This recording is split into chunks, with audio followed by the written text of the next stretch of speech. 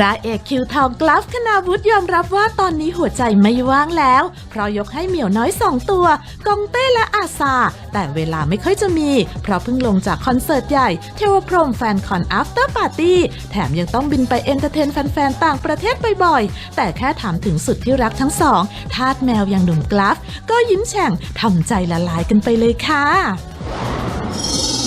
อาซากองเต้ใช่น้องก็น่ารักครับน้องน่ารักเหมือนเดิมแต่ว่าก็จะอาจจะมีแบบบางทีน้องอยู่บ้านก็เกเรนิดนึงเพราะว่ามันเปลี่ยนที่ไงครับอยู่กับคุณแม่ครับผมอย่างทริปล่าสุดคุณแม่ก็รับน้องไปอยู่ที่บ้านน้องแมว2ตัวนี้เรียกได้ว่าเป็นส่วนหนึ่งของชีวิตแล้วกันก็จะพยายามลงให้เห็นอาซาอิสแคทนะครับผมก็สามารถไปติดตามกันได้นะครับ